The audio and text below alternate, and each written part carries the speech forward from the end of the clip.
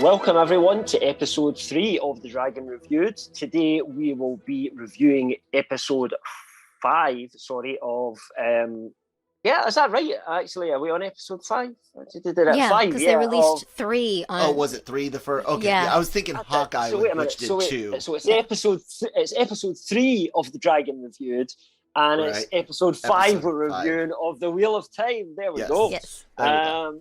Absolutely, totally professional start as always. I am here as always, Cam Clark. I'm hosting the show, and I'm here with the Malones, Christine and Kyle. How you doing, guys? Good. Doing good, man. Ready Well. to talk this very, very different episode. Yes. Different episode. Oh, interesting. I'll be interested to hear what your thoughts are. Certainly on it. Anyway, I must admit that I have graded this show when I did my written review.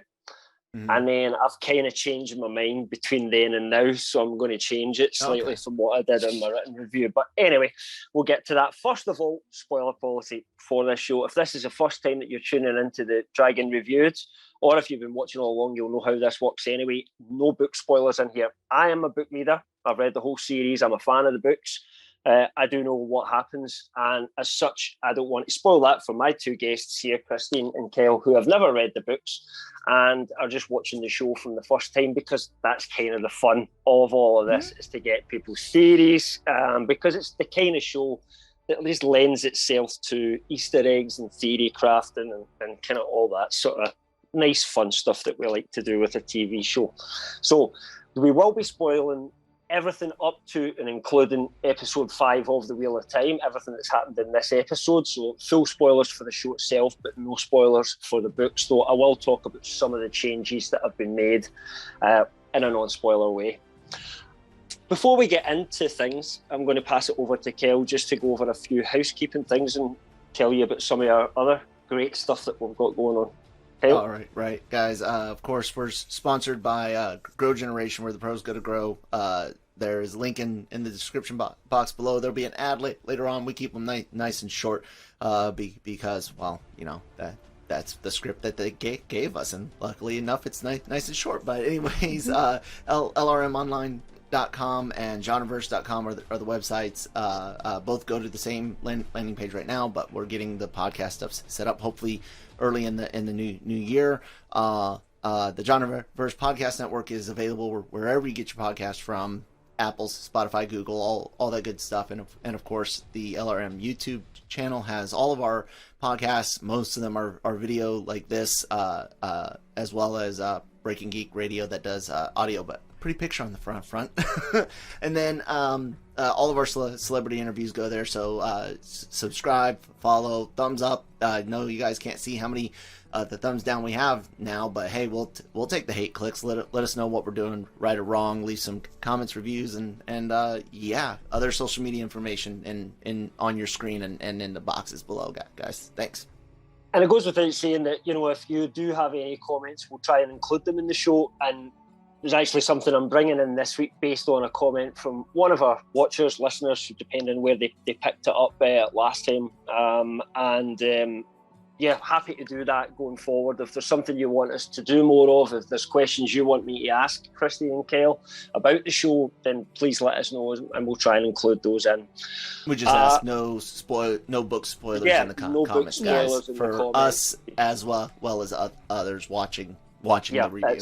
It's a non-book spoiler show, so you know, just respect that. Don't be jumping in and saying, "Oh, this person dies at the end" or anything, because that's it's not big and it's not clever, quite frankly. But let's get into it then. So, episode 5 of The Wheel of Time. I'm going to start this week. What we'll do is just to explain, we're going to all take a shot at saying what we think, grading it, and then kind of move on to some theories and discussions after that. Christine, I'll start with you this week. Episode 5, take it away. What did you think? Very emotional, very intense. Definitely not like the others. This you see a lot of heartache, and I was not expecting what had happened. Specifically, like the the death suicide and how it and was yeah, right, gotcha. yeah. So we've now had 2 funerals Yeah, with this, and it's just and it's interesting how different the funerals were. I don't know if that's done specifically or if it's just like, okay, well, we're, you know, outside of, you know, our home, outside the White Tower. gotcha. You know, so here we'll bury our dead here, but with, you know, what happened with the warder, it's like, you know, it was, like I said, intense. I was like, dang, this is Yeah, a funeral I've never thought of before, you know, like, you know how some cultures they have like their own way of dealing with grief, or, you know, death not being something to grieve at all. This was, you know, like 11. So yeah. I prefer the non-grieving, celebrate the life, stop crying over my fucking casket and get me off the rock already. Yeah. Type. So you are more of a, so the way, as you said, Christine, there was 2 funerals. Did you enjoy the 7 at the start or the 11 at the end more? the 11. Okay. I guess it was just because it was so different that I was just kind of surprised by it, and yeah.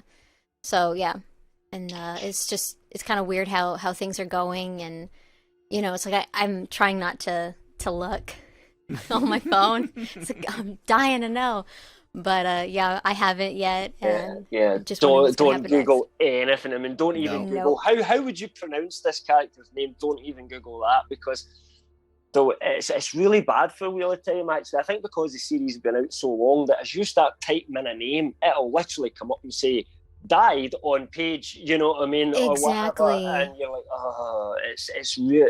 Somebody's really need to fix that in terms of how they do it in Google. But I mean, it's just the way that it goes, I guess, with the algorithm.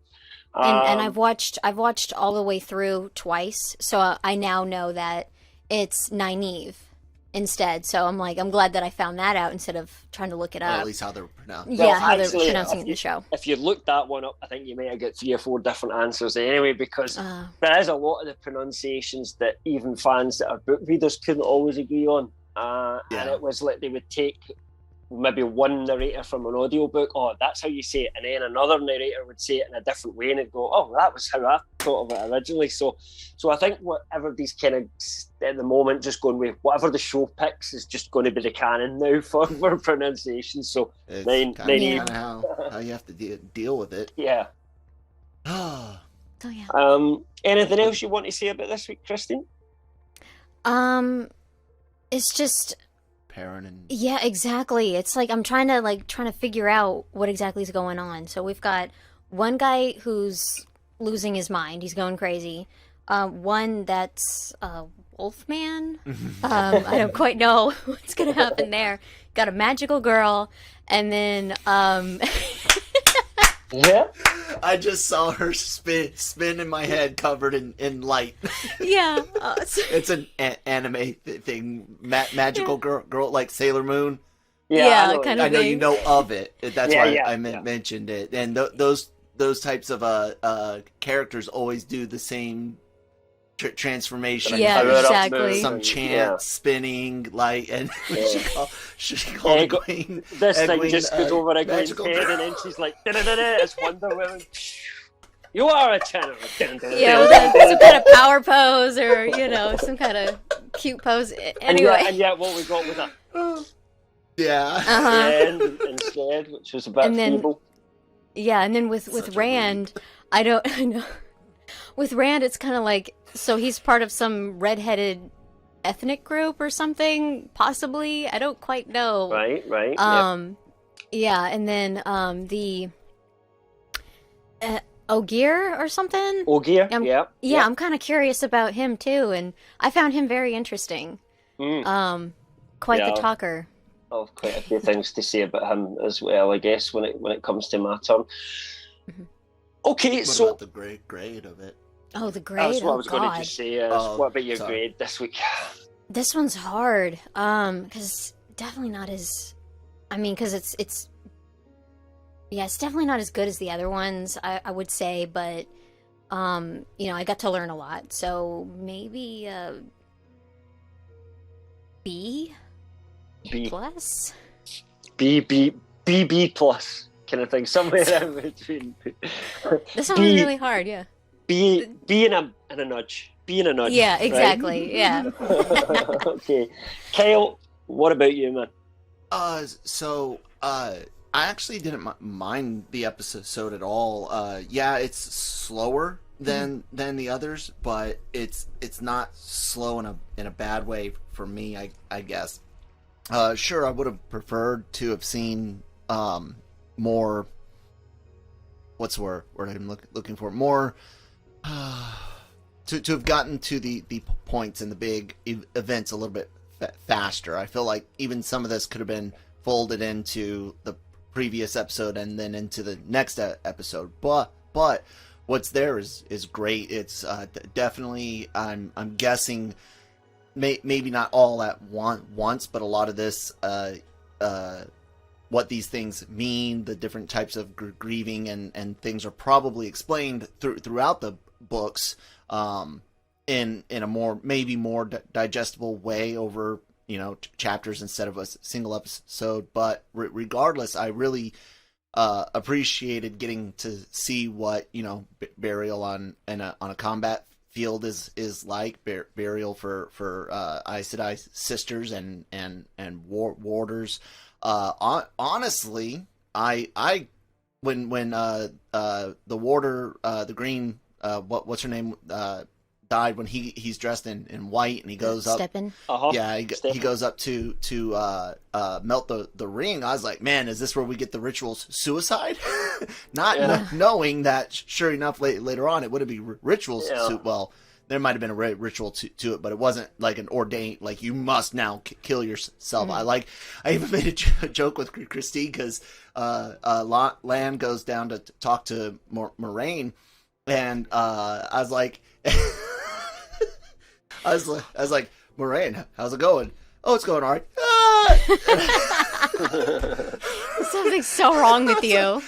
That's what went through my mind, because they made such a big deal out of the Greens' relationship with their warders and how it goes above and beyond what we see with Lan and whatnot and Moraine.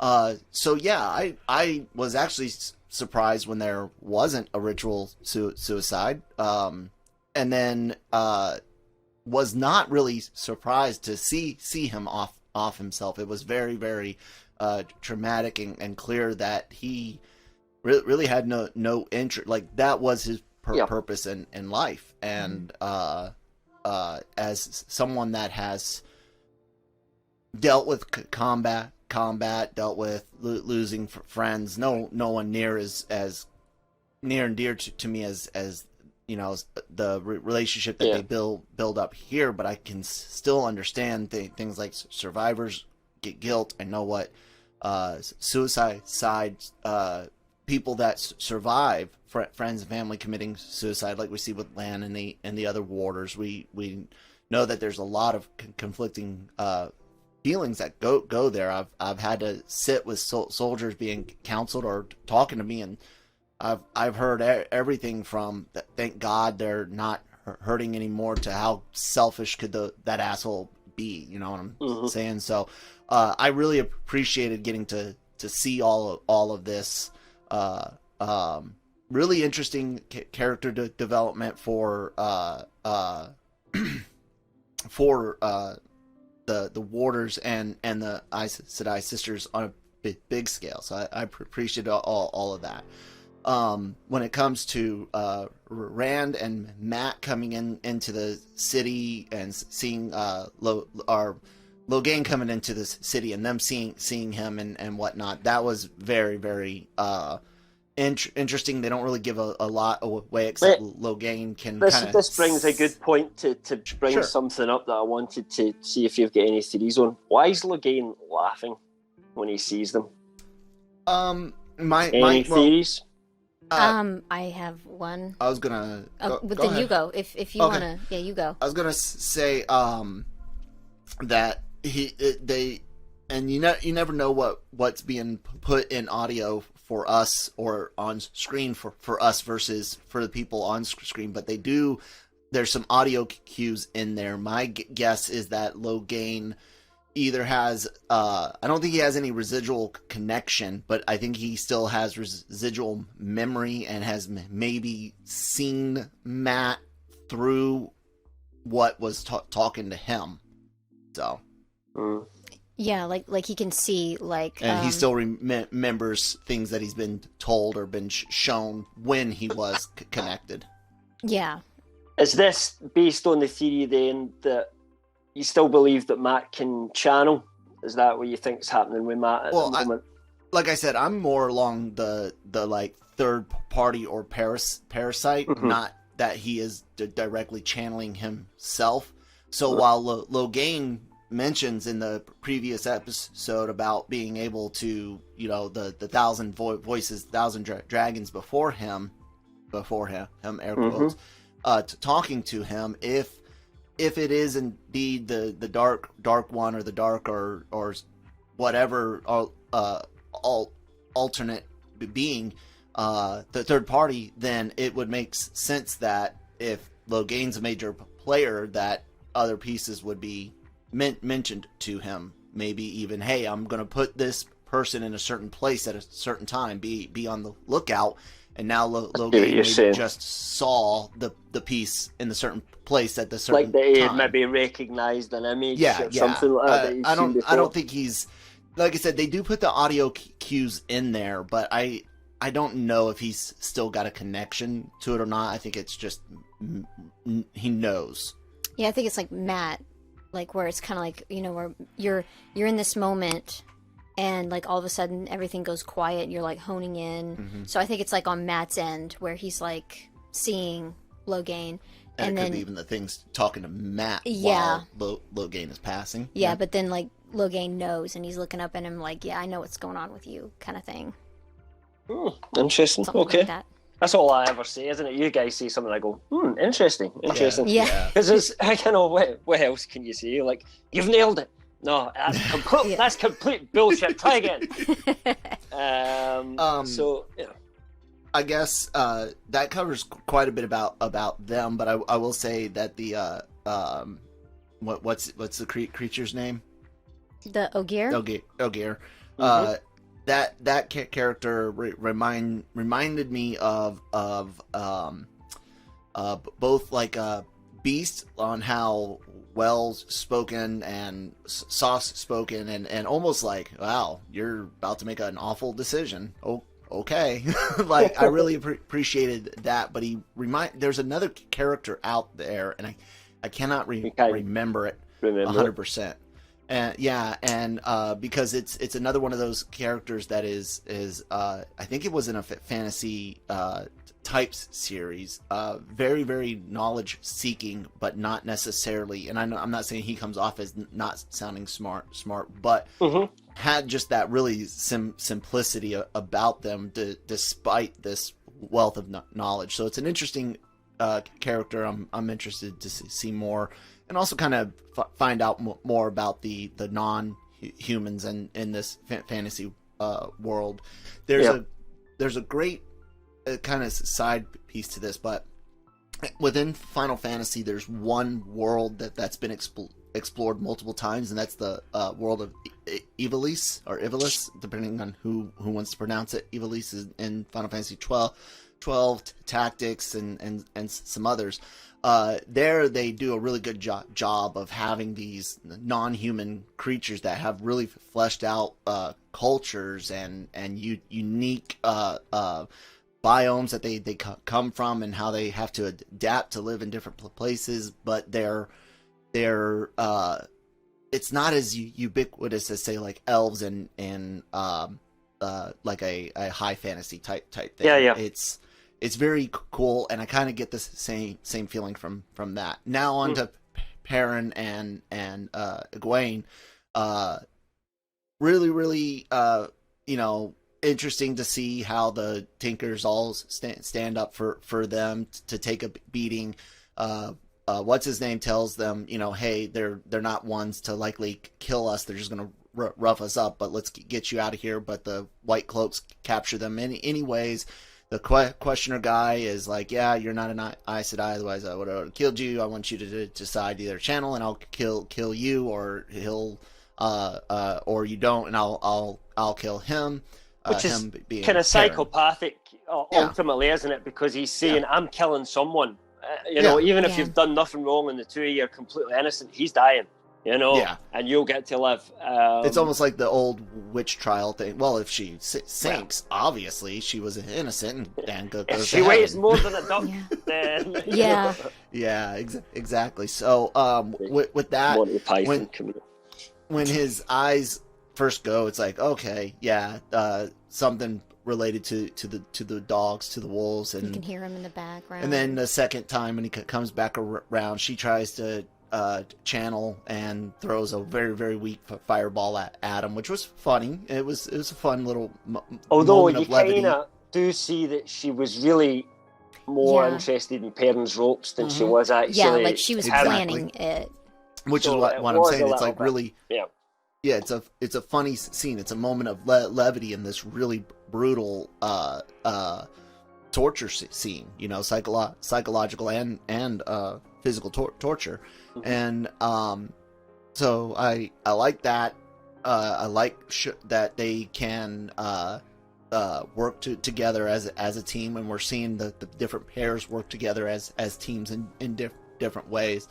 So all in all, despite it not necessarily being the best edited episode, where I think, you know, things could have been done differently, even like I said, pushing some of this into other episodes, which maybe is how it's done in the books.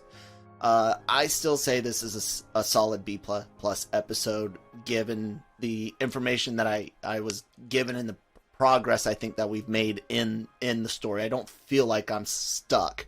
And I think some people may have felt this episode left them kind of stuck, but I actually feel like I got a good deposit of info, and now I'm ready to go on the next higher octane episode. I totally appreciate what you're saying. I think this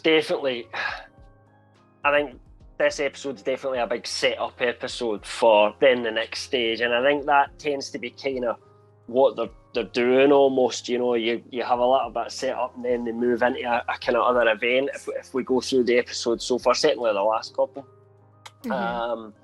I did grade it as a B- when I first did it, because I had a couple issues. I've since upgraded it to B+, which is still not wonderfully fantastic. I still had some issues, but I just felt like I was being a little bit harsh once I had watched it again. My kind of main issue I had was really, I didn't really like the funeral at the end. I thought it went a little bit too far. I get that, you know, these warders are stoic, you know, they don't talk much, they don't, you know, they have to bury people in combat or that sort of thing. And I think this was them trying to give Lan a bit of an opportunity to be, he was like the one chosen to display the emotion for the rest of them, if you like. But to me, it almost got like when he rips the shot, you know, that's that classic, I'm in pain, rip the shot. I thought that was a bit too much and it kind of threw me. And the only thing that really saved that scene for me was a performance of Moraine in the background, because of course she has this bond with Lan. So she's feeling what he's feeling. Yeah. And she's not used to feeling those kind of emotions from Lan, so you see her visibly struggling to keep it together, despite the sort of normal Aes Sedai calmness in all situations kind of thing. And I think that probably tells you a little bit as well about why the first funeral, where they were burying the actual Aes Sedai themselves, a little bit calmer, because that's just the way Aes Sedai are. You know, they're not really the kind to get as flustered as that. They would probably see that, showing that kind of emotion as a weakness, you know, to them, and something that their enemies could exploit. And we do start getting into a lot of sort of White Tower politics this week, you know, Leandrin, what's going on, Moraine. Seems to be a kind of suggestion that the current Amarylline seat, who I'm assuming appears next episode, given that she's on her way back from Camelin. They said at the moment that she's going to turn up, and she's Probably not going to be too happy with Moraine, it seems. So there's a lot of that, you know, which I think they're teasing the beginnings of, because there is a lot of White Tower politics in the story itself. I have to talk about a couple of things. I'm not going to go into all the... There's a lot of Easter eggs in this episode, a lot of little touches for book fans, and I think on second viewing I did appreciate them a little bit more, things that I would notice and go, oh, that's a bit of foreshadowing for something later on. Oh yeah, I know why they've done that. And it's sometimes only in my second watch that I start to notice, okay, I can see why they're doing this. So I think I've got an idea about why they wanted to kind of get all that Warder bond, really hammer that into the audience at the moment, so that, you know, it's already there when they need to maybe pull on those strings again further down the line, you know, kind of thing. I mean, that makes sense. I do have to talk about Loial, because I love Loial as a character in the books, and I was really worried about this character because I'd seen, and we'd covered in LRMonline.com, leaked images that had appeared of Loial, and to me, it just didn't look good at all. You know, that look for him, I think most fans were very taken aback by it. And the showrunner, Rafe Judkins, talked about how basically it's a choice. Lots of CGI on Loial, and you can't use them as often because it's more expensive. Or they make it much more practical, and then we can have them a lot in the show because it's easy to do. And they made that choice, and I just, you know, I was like, oh, you know, and he walks on screen, and I'm like, all right, here we go. And within about 30 seconds, I was like, yep, you made the right choice. Because the actor, Hamid, I forget his surname, his first name's Hamid, just embodies Loial so well. His mannerisms, the voice, the way it's just, it is him. Within 30 seconds, you're like, that's him, he's there on screen. And the look almost becomes kind of irrelevant at that point, and I'm already starting to get, you know, used to that, because the actor and the character itself is so perfect to what I was expecting from the books, if you like. So I do have to give him plus points for something that I was worried about, and I think they really did pull off. Couple of changes I'm going to talk about, but not go into too much detail. Can we do our ad first, Cam? We can do our ad. Hate to cut into there. Well, I want to make sure we get into it. Yeah. Let's do our ad first. All right, guys. Grow Generation, take it away. Grow Generation, where the pros go to grow. The Grow Generation commercial team is armed with industry-leading professional consultants. Grow Generation's team will help you fully manage any size or scale project. They offer turnkey facility designs, cultivation room design, and on-site project consultation. Go to www.growgeneration.com, where the pros go to grow. All right, thanks very much to our sponsors there, and thanks everyone. We're back just talking about Wheel of Time episode 5 again. I was just going over my thoughts as a book reader at the moment. Just going to start talking about a few changes that are of note, that are worth mentioning, and a couple of things that I'm going to see if you spotted as well, before we kind of get into everyone's theories and everything this week. So one of the things was with Loial, who I was talking about earlier, was there was one scene where you said felt there was editing issues, and there was one real editing problem I had with Loial, and that's when he brings back Nynaeve. So we see Nynaeve in a corridor speaking to Leandrin, and Leandrin mentions you should go to the garden, and then all of a sudden, almost in the next scene, Loial's coming in with Nynaeve and saying, "Oh, look who I found in the garden." And it just didn't flow right to me. And what it only needed maybe 30 seconds. All we really needed was a shot of Nynaeve making the decision to go to the gardens, and then an earlier one of maybe Loial saying to Rand, "I'm going to go to the gardens up in, you know, Tarvalon," and him maybe telling them about his friends or something like that, because it was like we seemed to miss that, and that would have all made sense a little bit more. Yeah. And I wish they'd kind of added that in and cut maybe a couple other things out. But it was difficult because they squished so much into this episode. It's worth pointing out that Rand states that a month has gone by, right? So in the books, we would have saw that month.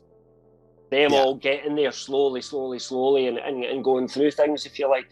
And they just they skip a lot of that. So therefore, they have a lot of little things to squish in to that little bit of time frame, if you like.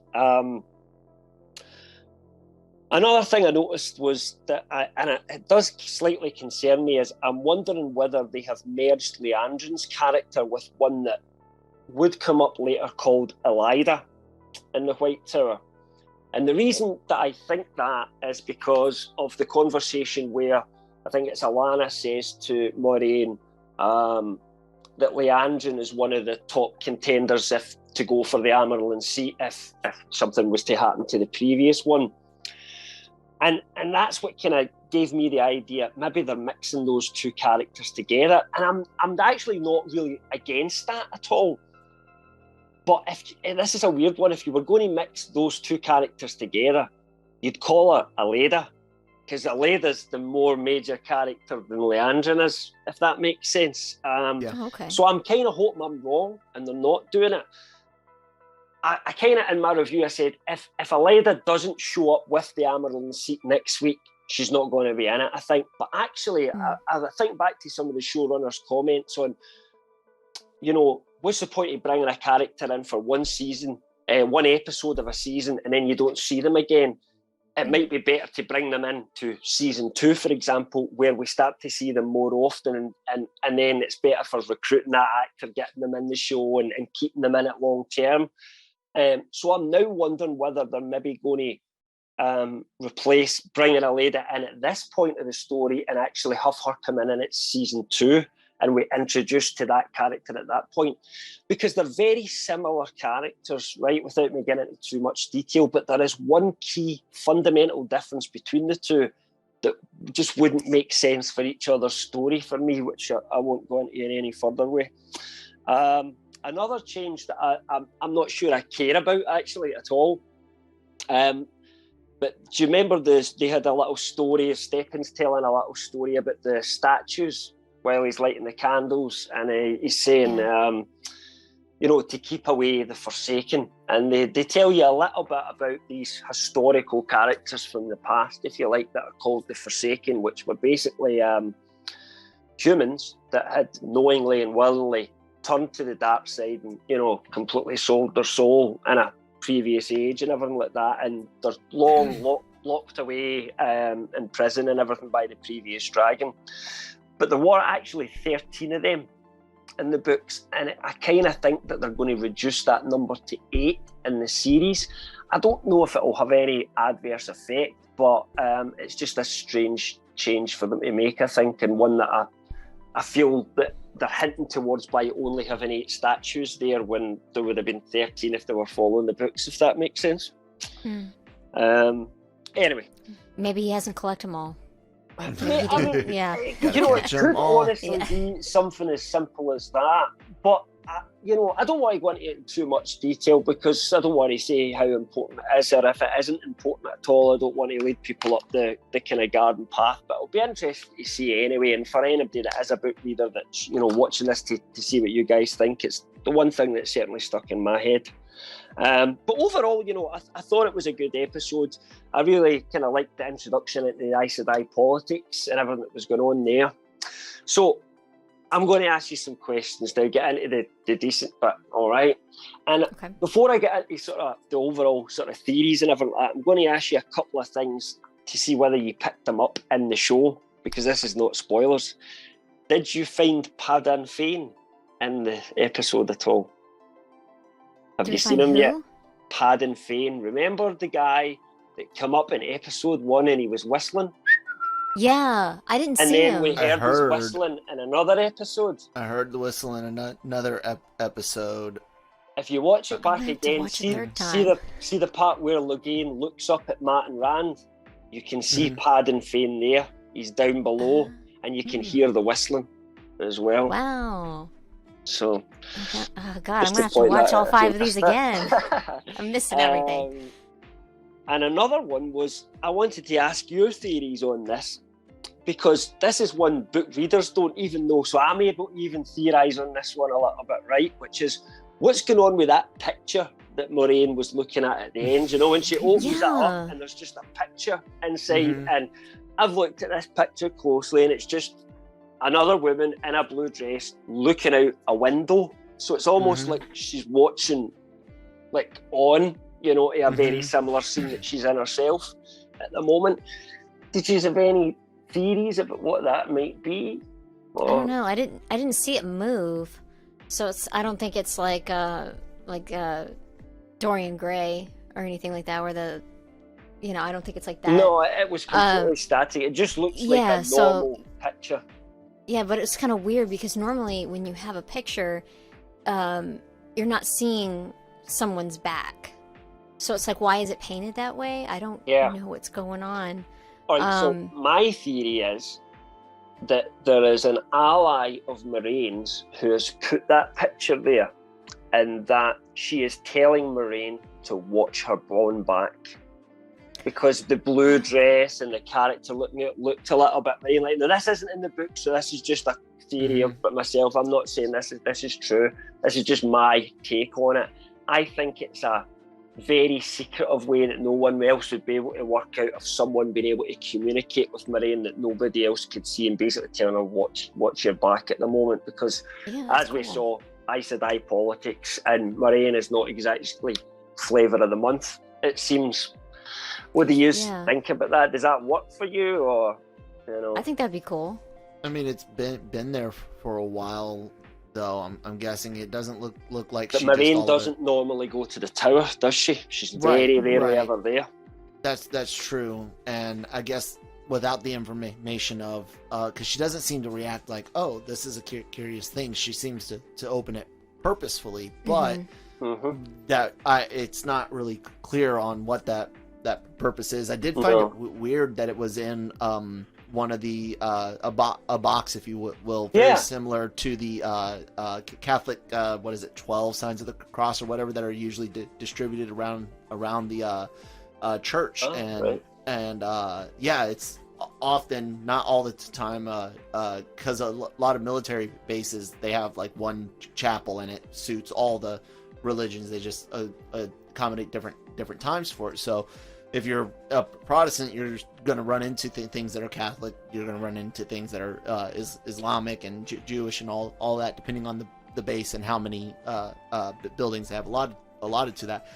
And again, I after the first episode, I kind of put the whole, stop looking for real connections to the world that I know, but you are dealing with a pseudo theological politic thing going on. Yeah. So I was like, maybe there's something to it. So I'm not necessarily convinced that it's not connected to the one power. I do agree that I think it's messaging, but I'm curious as to whether or not there's something else to it. But I am in agreement with you, Cam, that messaging is part of it. I just What's don't know. What's interesting is we saw Moraine going to that thing in the first episode, in the opening, when she starts talking in the very first cold open, and she's putting all her costume on, and she opens that, but you don't get to see what's inside. You only see her head and darkness, around it, because the light's not shining in it. So we have no idea what was in it at that point, and whether it was any different, or anything like that. So it's a funny thing that it could be absolutely nothing, but it's kind of got all the book readers and non-book readers going together. Right, what the hell do we think this is over the weekend? So it's just an interesting thing I thought I'd bring up. Yeah. Okay. So I've asked you quite a few things already about, what did you think about Logain laughing? I asked you if you'd noticed Padan Fain, and you hadn't. Well, now that you know he is there and that he's showed up a few times, what do you think's going on with Padan Fain, if anything? I don't know, but yeah, he had mentioned that, Kyle had mentioned that he thought that there'd be something important about him, not just that he sold crap, a traveling salesman. So I don't quite know what's gonna happen, but just like based off of the look of him, he just doesn't seem like a good guy, of course. So it's like, what is he? Why is he I always don't know. with those two, or some of the, I mean, I guess they were all together the last time we saw him when they were in Shadar Lagoth, but how does he get into Shadar Lagoth? He gets out, they all get chased out and everything like that. He seems okay. And then he's behind them again. They lost the Trollocs, and there he is. He's in Tar Valon, and they see him again. So, yeah. There has to be a reason for it. Obviously. Merchants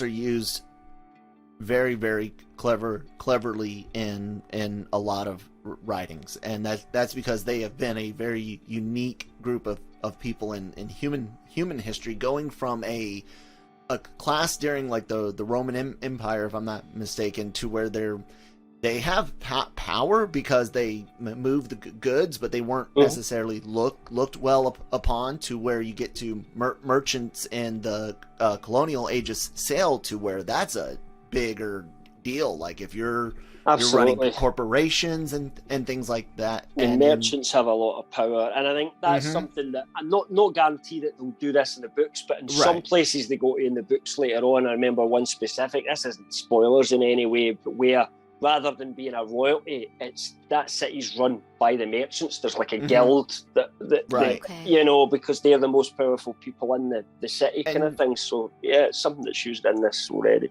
And you kind of see often in fantasy literary works where they combine the two, and you'll have the merchant that is the street level merchant, maybe even kind of shady and grody, but that is the key guy. Like everything or girl, everything's gonna go through them eventually. They're holding the keys to the kingdom, and I'm not sure on which side he's going to be on, but I mean, you show this merchant character dealing with stuff, and he obviously knew what Matt had was worth a little bit more than what he was leading on. I don't know how much more, but I already got the just knowing history and then knowing some literary history. My eye has been on him, and I've noticed the whistle. I didn't notice him specifically, but I've noticed the whistle multiple times. Yeah. I think the whistle's that kind of cue that if you hear it but you've not got time while you're watching the episode, it's like I better watch that bit back later, because they're probably going to tease him at some point. I'm not sure that he's I think that it's more like I do think he's like following his gray Matt, area, though. But like I think it's like where maybe it's like a separate agenda that could be, because it's like it wouldn't make sense because I mean if he knew the Trollocs are coming, and it's like, why wouldn't he do something?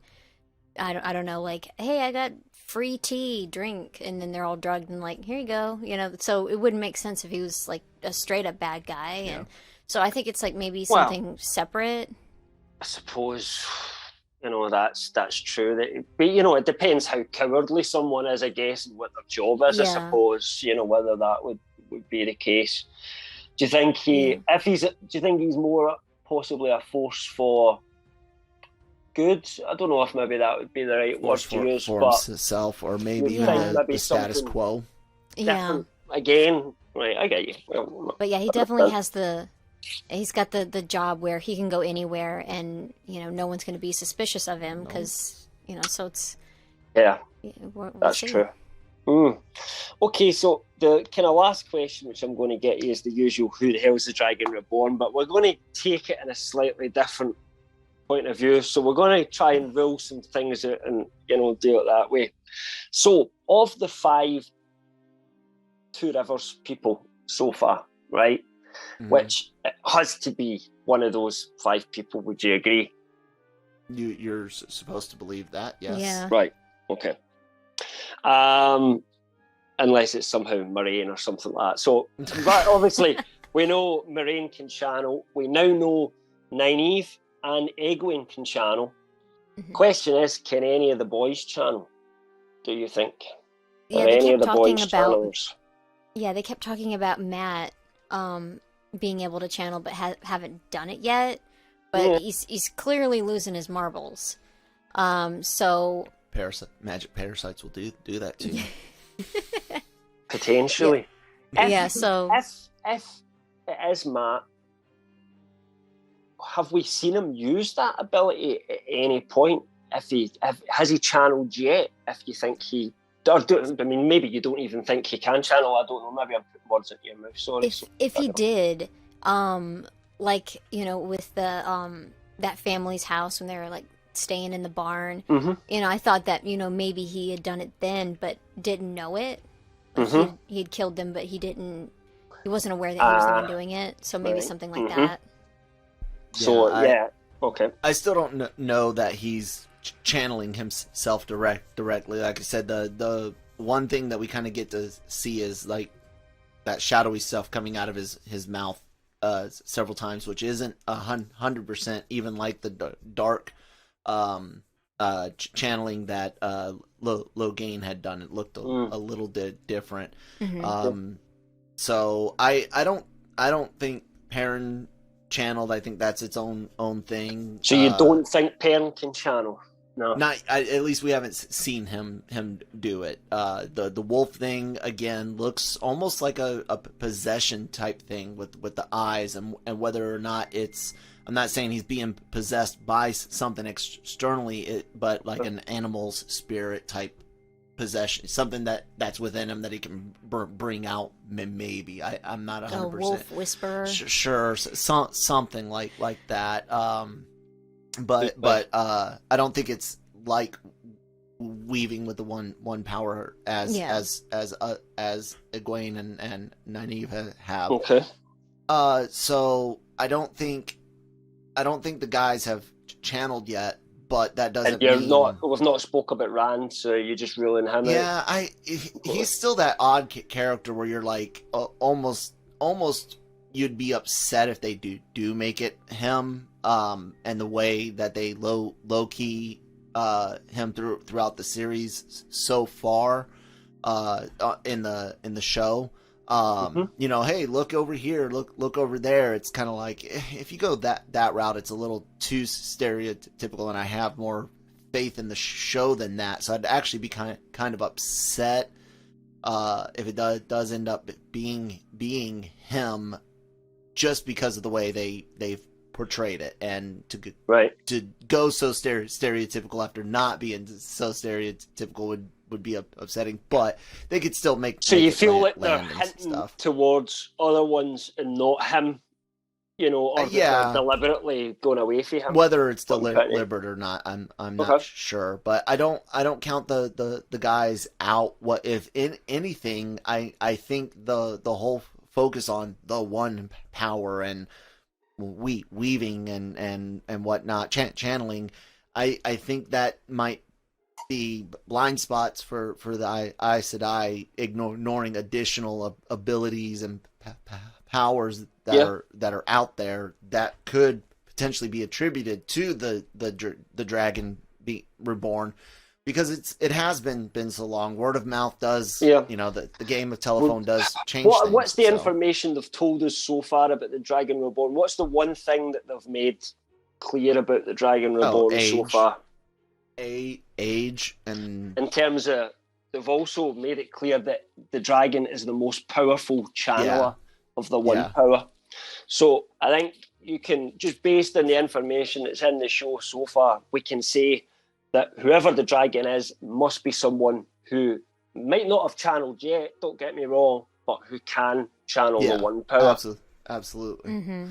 And that's why I'm thinking about those additional powers out there like Padan with the wolves. Is it's like, if they're supposed to be all powerful, shouldn't they be able to do more than what people that are out there using it now can do? And I haven't seen an Aes Sedai control animals yet, or get animals to come and help them like that yet. So that's my thought on it. Yeah. Okay, so does that mean, can I read from that you guys are still on the Padan train in terms of who the Dragon Reborn is at the moment?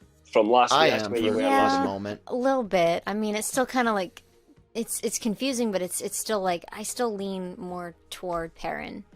So I guess we'll just have to wait and see. Interesting. So.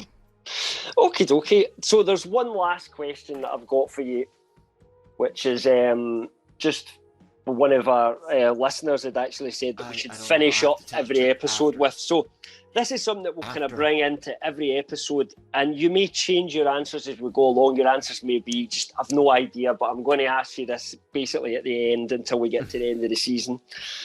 So I'll start with you first, Kyle. In terms of the season, where's it going?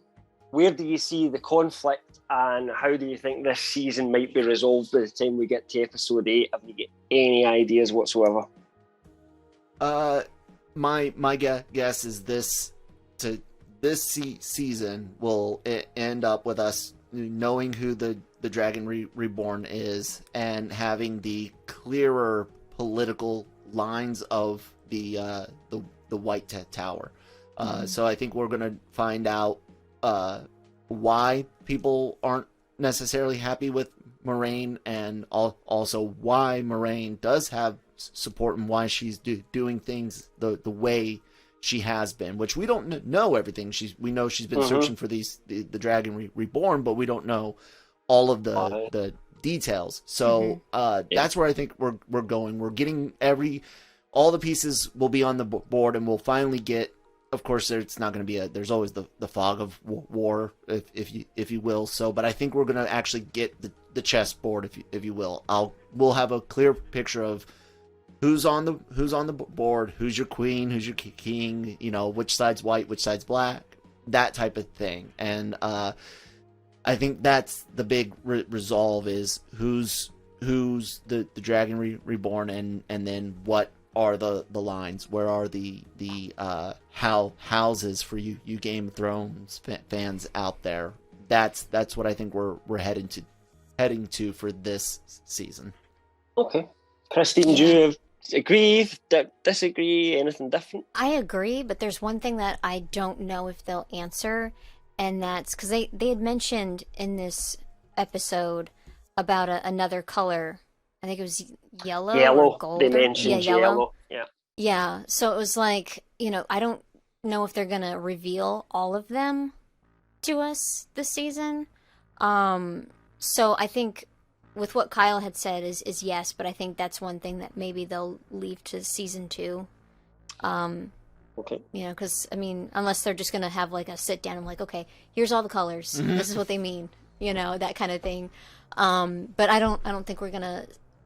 I don't think we're gonna see them all, and see what they're all like. I think they'll maybe leave that for season 2 for some of them.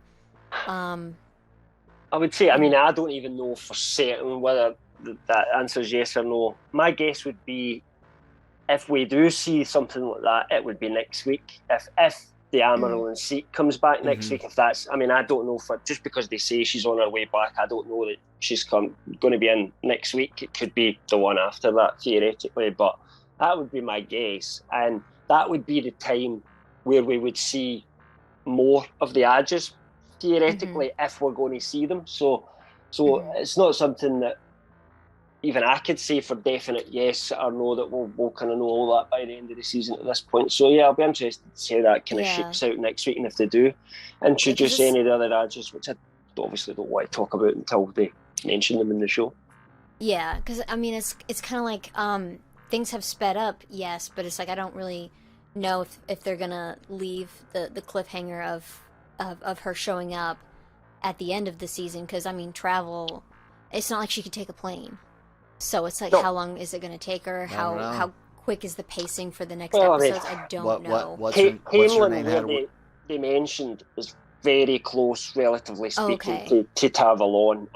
It's a very closely aligned with Tavalon in the books. So, in the books, the characters actually go to Camelin first, then Tavalon, weirdly. Okay. But they've kind of skipped Camelin, if you like, and kind of put everything to Tavalon, just which was the main reason, was so they didn't have to build a different city that looked different and then not use it again till sometime in season 2, you know. So I think they were making decisions for budgetary concerns with that as well. So well, then that changes what I thought, because I thought, you know, it'd be like, because I mean, like, if you look at like Lord of the Rings, it took them 3 movies to get to the whole thing, I mean, there was no, like, they had a month skip at the start of this episode, and you didn't get anything like that in Lord of the Rings. And given that it was a movie and this is, you know, but it just shows you how much of that first book is really them walking through the countryside, and there's 3 different groups. Do you know what I mean? And there's only so much you can show that in a show before people go, oh, this was episode 6, and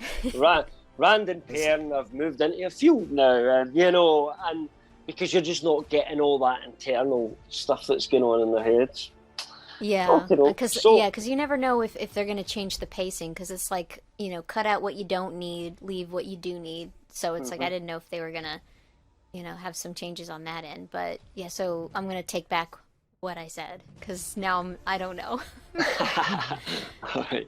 I think it's, I mean, I suppose from a book reader point of view, in terms of my theories where the season's going to go, it's a bit difficult to say, because I think there's a couple of events that I assume they would have to, you know, include at some point. So I'll kind of keep my own thoughts to myself on that one for this podcast.